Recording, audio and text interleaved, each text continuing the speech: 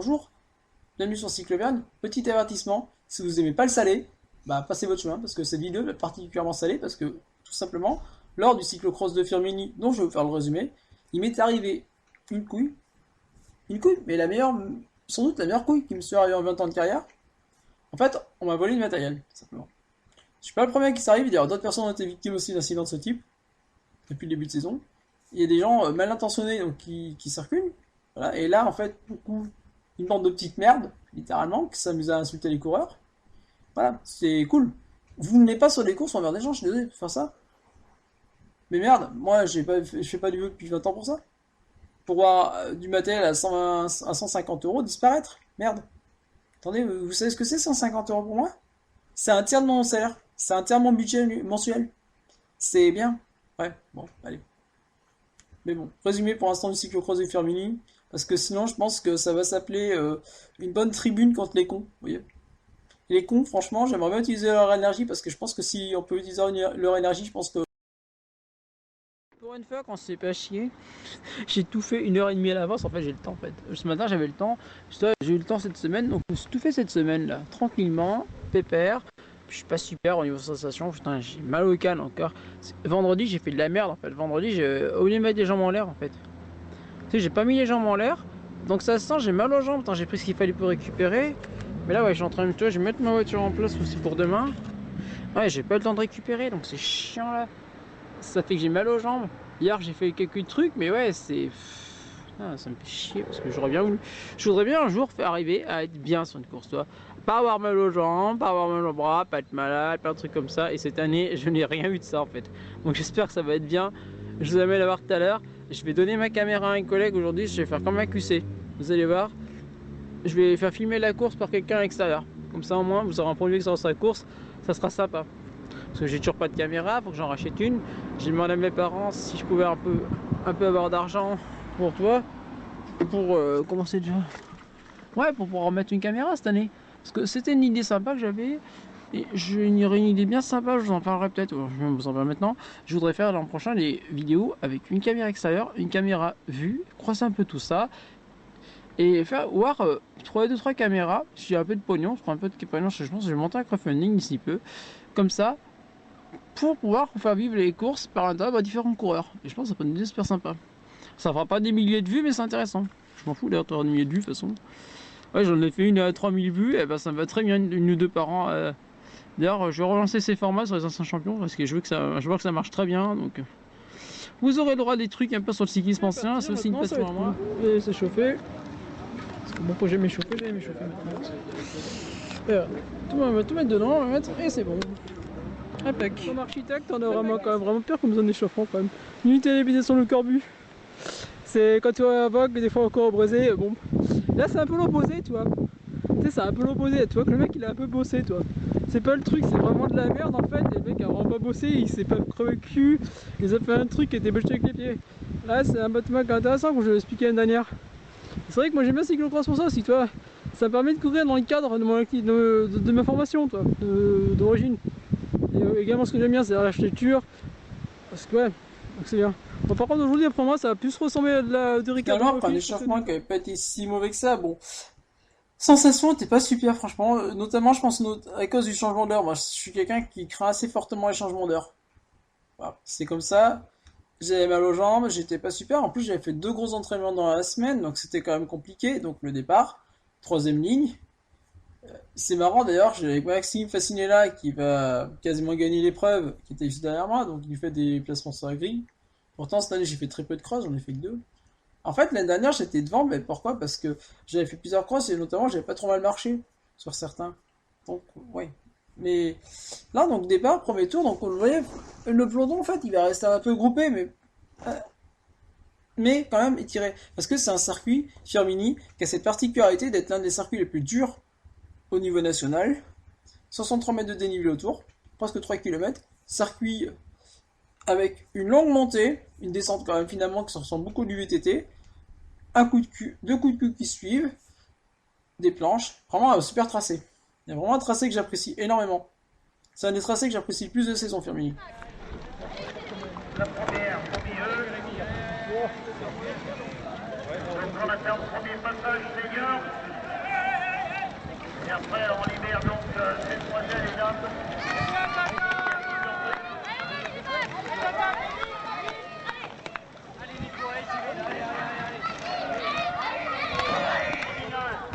Si on peut avoir Koval Camille au podium.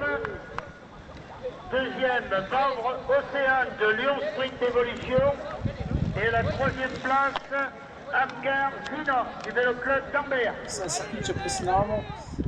À la fois avec une longue montée et une descente casse technique, comme j'expliquais. Donc en fait, ça réunit tout du cyclocross et même du VTT. Et moi, comme je suis VTTiste à l'origine, c'est quelque chose que j'aime vraiment. Mais ouais, en fait, dès le début, en fait, ici, moi, concernant ma course, je me rends compte que j'ai un problème au niveau du gonflage. Lors des l'échauffement sur le circuit, j'ai fait un petit bout de circuit, c'était passé. Mais en fait, avec le passage des cadets, les conditions se sont dégradées, c'est hyper sec, ça dérape énormément, et moi j'avais gonflé à peu près à 2 barres et demie, ce qui est vraiment trop, et donc je dérape de l'avant. Et notamment, au premier tour, j'ai dérapé de l'avant, et à un moment, j'ai fait une connerie, je me suis appuyé sur mon compteur, et je l'ai redressé juste après, mais sans vérifier s'il était vraiment fixé. Et vous allez voir, et ben à un moment, et ben ce qui va se passer va se passer. Non, mais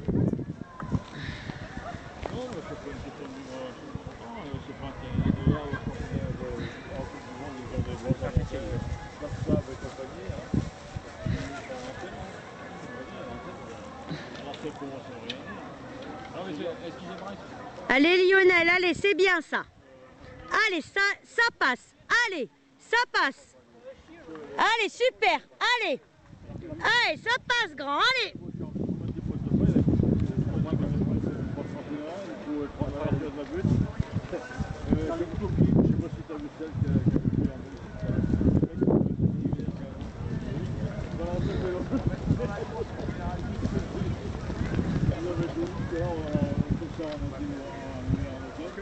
Je regarde mon support, et là, plus de compteur. Donc, comme le règlement me le permet, je fais demi-tour, vélo à l'épaule, hors circuit, pour aller chercher le compteur. Parce que je pense savoir où je l'ai fait tomber, effectivement, vers le, comment c'est dire, le poste de dépannage. C'est un endroit qui est très bosselé, il y a une butte avec une marche à un endroit, je pense que je l'ai fait tomber là. Donc, bonne déduction d'ailleurs, je pense qu'effectivement, et même c'est même de manière sûre, puisque des gens l'ont vu, il était tombé là. Des gens m'ont dit on avait un portable. C'était pas portable, donc c'était mon compteur ici. Je fais demi-tour, je vais chercher le compteur. Je pense surtout que quelqu'un l'a ramassé et que je pourrais pouvoir ramasser, me relancer pour aller. J'ai pas trop de retard encore pour aller récupérer devant et j'en ai les capacités. L'année dernière, j'ai remonté beaucoup plus de retard. Ne parlons pas il y a 3 ans où j'ai remonté un quart de tour sur les 4 mois. C'est un cyclocross qui me permet de remonter ici. Justement pour mes capacités. Et voilà. Finalement, donc je vais continuer. Je suis quand même vraiment deg. Je suis ultra deg. Et vous allez voir finalement, ben, devant, c'est une belle bataille, mais moi, bon, ça va être. De toute façon, j'ai craqué, on va dire, dans la tête. Quand c'est comme ça, tu craques dans la tête. Moi, j'ai craqué dans la tête. Et voilà. Petit chouïa plus jeune que moi. Hein.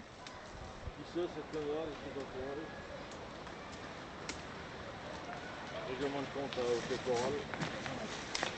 1, 2, 3. 3, 4, 5. 5, 6. Allez, Jérémy, allez. Allez. Mais il est où?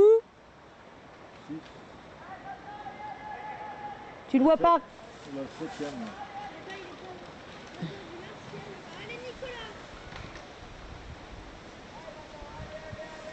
Allez, c'est bien ça.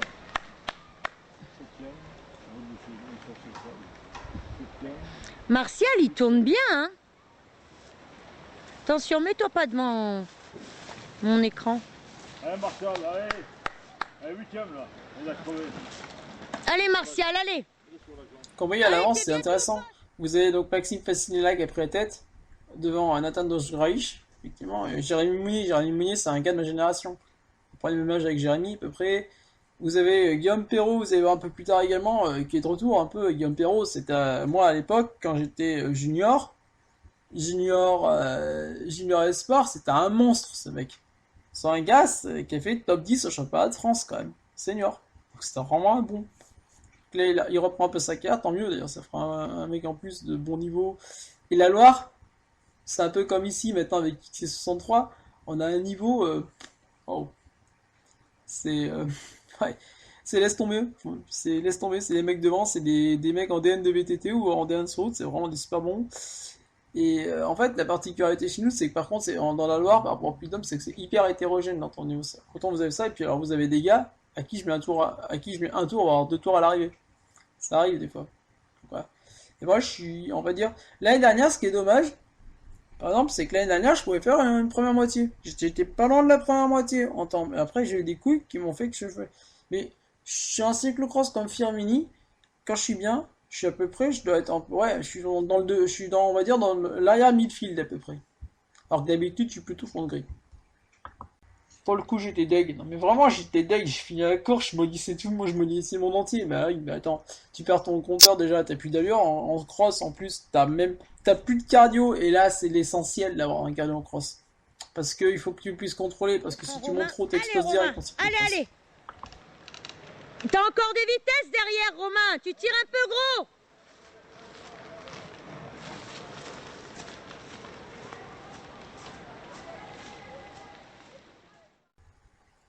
Oui, donc avec Romain, donc le coureur est passé, donc en fait, ce qui se passe, c'est qu'on a une bande de petites merdes qui nous insultent. Et franchement, bah, au bout d'un moment, moi, bah, comme vous me connaissez, ça m'a pété les couilles. Mais littéralement, ça fait 20 ans que je subis ça en cyclisme. À 20 ans, dans le vélo, quasiment, que je subis, mais ça me gave régulièrement. Alors, soit les cornes de brume dans les oreilles, mais merci les mecs. Soit les crétins qui crient des encouragements à la con, vas-y, avance grosse vache, quand j'étais gros, t'es nul, putain, mais tu sers à rien, des trucs comme ça, non mais attends. Sérieusement, ce genre d'abrutis, c'est les abrutis qui vont courir en troisième UFOLEP. À 16 ans, tu sais, ça court en troisième UFOLEP, tu vois, ça gagne des courses avec un tour d'avance en UFOLEP et c'est fier de soi, tu vois. Bon, mais sérieusement, mais je suis désolé. T'es pas là sur une course pour insulter. Et surtout, ce que je savais pas, surtout, c'est quoi là. Donc, comme je l'expliquais, on a été faire le tour ensuite, donc après la course, pour voir où était le compteur. Et bah, pas de compteur. Et on a tout retourné à 2 mètres d'intervalle, et comme m'a expliqué Jean-Luc Club, ils ont retourné encore rien. Donc en fait, bah, tout simplement, ce qui s'est passé, c'est que ces espèces de merde, et bah, ils m'ont volé le compteur. C'est bien. Du matériel à 150 euros. Merde, je fais quoi là? Et bah merde, bah, il a fallu que je monte mon avance de Noël quand même, pour acheter ça.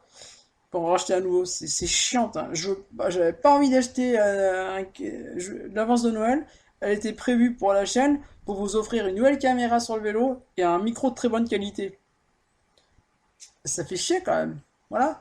Tout ça à cause de gens qui ont rien à foutre sur une course. Mais si vous voulez venir voler, franchement, mais merde. Mais qu'est-ce que vous venez foutre sur une course de vélo? Ah oui, c'est vrai, vous pouvez faucher des gens. Bah oui. Je veux juste vous passer l'exemple de Romain Vial et de Carole Royer, qui sont deux amis, bah ils s'étaient fait faucher des gens, voilà, à des sorties. Voilà, des gens comme ça, ils viennent faucher des gens, ils fauchent du matos, j'ai des copains qui se sont fait faucher des vélos. On se fait crever les pneus des fois aussi. C'est vrai qu'on crève les pneus aussi. Ouais, c'est bien les gars. Bravo. Et après, vous allez accuser les gamins des quartiers, accuser des gars comme ça? Bah non, vous êtes juste des petits fils de... Vous savez, petits fils des gosses trop gâtés, là. Cons. Et franchement, mais... J'en ai... Moi, je regrette absolument pas de vous avoir défoncé. Mais vraiment, je regrette absolument pas de vous avoir menacé de vous foutre une prune. Parce que ça, ce genre de comportement, c'est même plus une prune, c'est une suspension qu'on méritait de la part de la fédération. Parce que c'est juste inadmissible. Je suis président de le club, et je risque peut-être de l'être. Vous êtes exclu du club, dans mon cas. Vous êtes viré et vous me remboursez 3 ans de licence. Voilà. Tout simplement. Parce que c'est juste inadmissible. C'est inadmissible, effectivement, de venir sur une course, comme dans un stade de foot, foutre la merde. Merde, désolé. Attendez, vous êtes là voir une course, vous êtes coureur vous-même, vous respectez les autres coureurs. Il y en a marre. Moi, j'en ai marre de me faire convoquer par les commissaires parce que je dois reprendre une bande de tas de merde, pour reprendre ce que tu nous as balancé, qui en plus vole intentionnellement du matériel, et le fait fifeusement. C'est-à-dire que ça s'en cache limite même pas en fin de course. Et ça va se plaindre. Non mais moi, franchement, j'aurais été au jury, je vous aurais fait, attendez les gars, là j'ai un coureur qui vient de se plaindre de votre comportement, qui s'est plaint comme quoi vous lui avez volé le matériel. Bah moi, vous savez quoi? Je vous retourne au compliment, je vous mets 150 euros, vous êtes suspendu 1 mois de compétition, je convoque votre président de club, et votre licence l'an prochain vous l'aurez pas. Alors finalement, Maxime, donc le coureur d'XC63, va s'imposer devant Nathan, qui était également, comme j'expliquais au début, coureur aussi XC63 durant de nombreuses années. En fait, sur le coup, Christian, donc, qui fait partie de mes vendeurs de vélo, a fait un super boulot avec ces jeunes. Et franchement, il fait un super boulot. C'est XC63, vous allez voir en Romagna, c'est le club de mon petit frère Arnaud, où mon petit frère est plus ou moins dirigeant, on va dire, plutôt maintenant. Et c'est un super club. C'est super formateur. Ils sont en VTT, ils sont super bons, c'est quasiment mieux en français. Et puis eux, pour le coup, ils ont une super mentalité, la plupart des mecs. Moi, je vois des copains comme Damien Moins, comme Bruno Chabana, comme Julien, des gars comme ça, ils ont une super mentalité, les potes au club. Ils ont vraiment oui, ça a rien à voir avec justement, je pense qu'un gamin, il nous fait un coup comme ça là-bas, il se fait défoncer, tu vois, je pense. Et voilà. Mais il y a certains clubs où en fait, des gamins comme ça, vous les laissez passer, tu vois. Des petites merdes. Là, je vous laisse avec mon résumé de fin de course. Vous allez voir, c'est vraiment salé. Si vous aimez pas le salé, je vous conseille de quitter. Parce que là, c'est Dieu. Vous voyez Rambo, dans Rambo, quand il sort la mitrailleuse dans le 2, bah c'est pareil. D'ailleurs, je tiens à remercier Claude de Firmini qui m'a aidé. On a passé près d'une heure et demie à rechercher le compteur. Ils ont vraiment fait l'effort de nous aider. Et voilà, et c'est malheureux, donc effectivement ce qui est arrivé, parce que bon, bah, on n'y a pas retrouvé au bout d'une heure et demie, et donc j'ai re-eu depuis, et bah effectivement c'est ça, c'est ce que je vous expliquais, ça veut dire qu'effectivement le compteur est simplement dévolé. Voilà. C'est quand même, ça craint quand même. De la course, la méga maxi tuile, la grosse tuile, je suis pas tombé, je me suis pas éclaté comme il y a quelques années, non, j'ai pas paumé une caméra, bah, j'ai refait encore mieux, j'ai paumé un compteur, je me suis même fait voler un compteur. J'ai failli prendre une fruine de 70 € parce que j'ai perdu mon compteur, parce que tout simplement, bah, j'arrivais en course, à un moment j'étais déséquilibré, j'étais pas super, j'ai fait un départ prudent, j'avais pas les grosses sensations, j'ai fait un départ prudent, j'ai été déséquilibré à un moment, donc le compteur il s'est retrouvé de travers, et j'ai voulu le remettre, donc j'ai réussi à le remettre un peu, et en fait, à un moment j'ai pris un trottoir un peu violemment, ça l'a redéséquilibré, et la personne après c'était du tape-cul, c'était du prairie tape-cul. J'ai tapé dedans, ça m'a éjecté le compteur. J'ai tombé le compteur. Et ben, normalement, dans ces cas-là, tu tombes le compteur, les gars, ils te la rendent. Et ben là, les gamins, petite bande de merdasses, une petite bande de fils de pute, une bande de connards, visiblement aucune éducation. Ils ont passé leur course à nous insulter avec Romain. Romain, il est un peu gros, top, après son frère Clément, il est un peu plus gros. C'est un gars qui faisait du sport, qui faisait des sports qui faisait du, du foot ou du rugby à très bon niveau comme gars. Donc tu sais, la physique qui va avec. Et ben ils ont passé notre course à nous insulter les gars parce qu'on était derrière. Et ben les gars, tu perds ton compteur. Non, ils vont pas aller rendre le compteur au podium. C'est l'espèce de merde. Ils ont fauché le compteur. Ils sont partis avec le compteur. Non mais franchement. Après les gamins ils vont se plaindre parce que les gamins se sont plaints parce que je les ai défoncés. Ça m'a saoulé, ça fait 2 fois que ça m'arrive. Je me suis posé, j'ai été leur dire j'aurais fou. Et les autres ils se disaient j'ai mis 2 doigts, j'aurais dit bon les gars, attendez les gars. Là, je me suis posé, je leur ai expliqué. Je fais attends. J'avais fait le gamin, je fais bon maintenant je vous explique maintenant. Vous me rendez pas là ce qui est tombé là de terre. Vous me rendez pas ce qui est tombé de tout à l'heure, je leur dis. C'est une plainte à la gendarmerie, 180 € d'amende, minimum. Et si c'est encore l'amende réglementaire. Je suis commissaire fédéral, je connais plus mes amendes réglementaires, il faut que je fasse mon recyclage. Ça fait presque 20 ans que j'ai passé le diplôme, donc voilà, c'est vieux. Mais à l'époque, quand j'ai passé mon diplôme, c'était 180 € d'amende.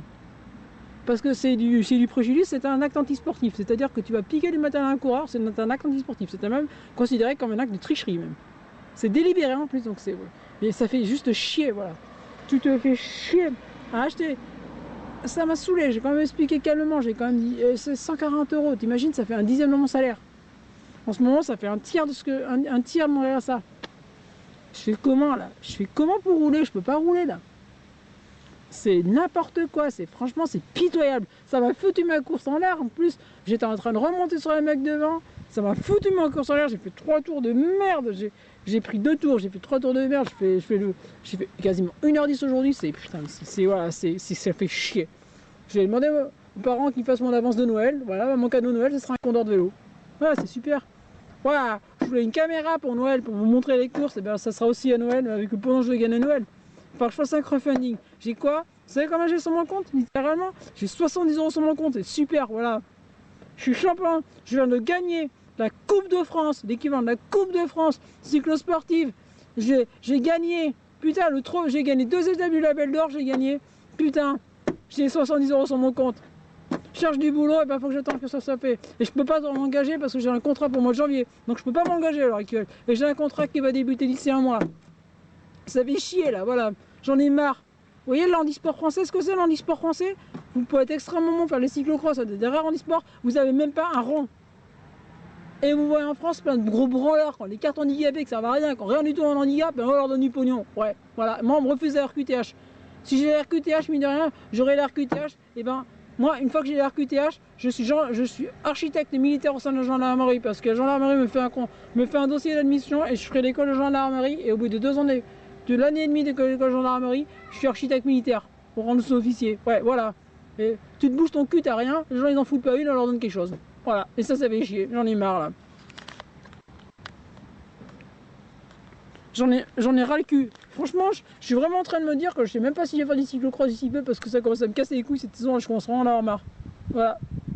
Tant de sacrifices pour rien, comment on devrait dire. Tant de sacrifices pour que dalle, c'est bien, genre, bravo, je suis architecte. Bravo, vous voyez, je suis architecte. J'ai travaillé avec le monsieur qui a conçu ça, avec Yves Perret comme enseignant, et ben ouais, voilà.